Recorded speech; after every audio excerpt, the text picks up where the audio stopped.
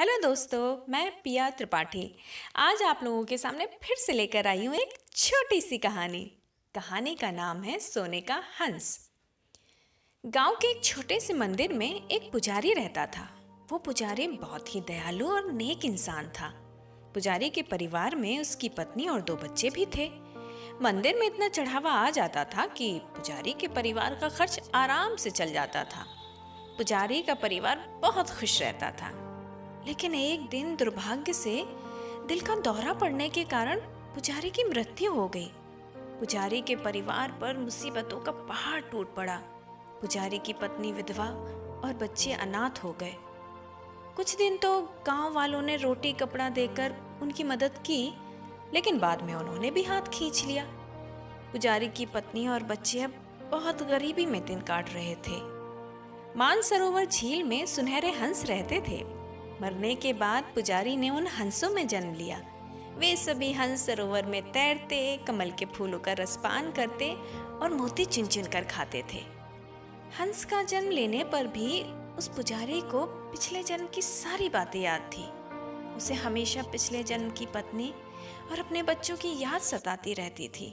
वो हमेशा यही सोचता था कि न जाने मेरी पत्नी और बच्चे किस हाल में होंगे, और यही सोचकर वो हंस हमेशा उदास रहता था।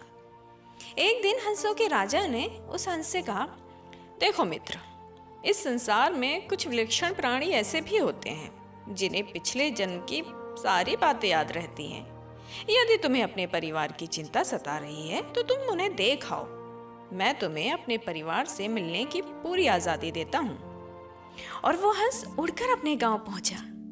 लेकिन वहां जाकर उसने देखा कि उसके बच्चे फटे चीथड़े पहनकर भूख से बिलबिला रहे हैं और उसकी पत्नी ने फटी साड़ी पहन रखी है और वो अपने बच्चों पर चिल्ला रही थी।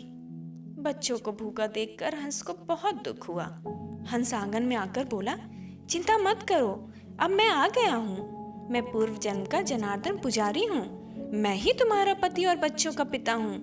मैंने इस जन्म में सोने के हंस का रूप लिया है, लेकिन तुम्हारी ये दुर्दशा देखकर मेरे दिल के टुकड़े टुकड़े हो गए हैं। लेकिन अब तुम किसी बात की चिंता ना करो। मैं हर 3 दिन में यहाँ आऊंगा और तुम्हें अपना सोने का एक पंख दूंगा। उस सोने के पंख को बेचकर तुम अपनी गरीबी दूर कर लो। हंस जब अपनी पत्नी और बच्चों से विदा लेकर गया तो अपना सोने का पंख वहीं गिरा गया। उस सोने के पंख से पुजारी के परिवार के अच्छे दिन लौट आए। हंस जब भी घर आता हर बार सोने का पंख दे जाता। कुछ ही दिनों में पुजारी की पत्नी ने आलीशान मकान बनवाया, रेशमी कपड़े, गहने सब कुछ बनवा लिया। अब उसके घर में नौकर चाकर काम करते थे। वो ठाठ से रहने लगी थी और घर का कोई काम ना करती थी। धीरे धीरे हंसों के राजा ने उस हंस को 1 महीने में 1 बार आने की आज्ञा दी। हंस अपनी पत्नी से बोला, अब मैं जल्दी जल्दी नहीं आ सकता। कुछ दिनों बाद मेरा यहाँ आना बंद हो जाएगा, इसलिए तुम सोच समझकर पैसा खर्च करो, वरना तुम्हें बाद में पछताना पड़ेगा।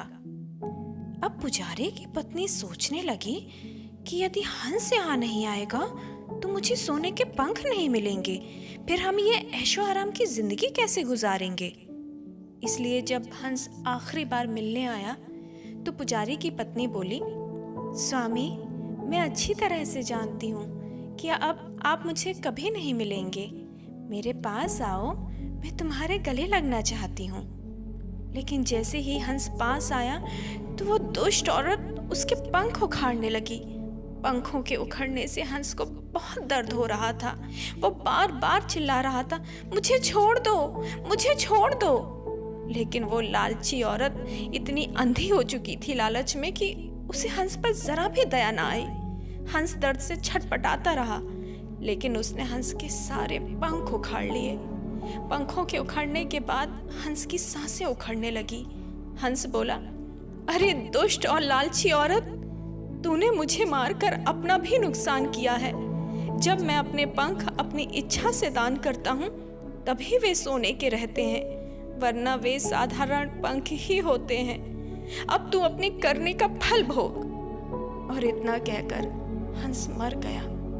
अब वे पंख सोने के पंख नहीं थे, बल्कि सफेद पंखों में बदल चुके थे।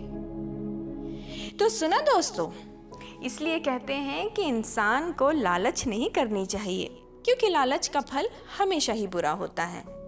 तो चलिए हम जल्द ही मिलेंगे एक नई छोटी सी कहानी के साथ।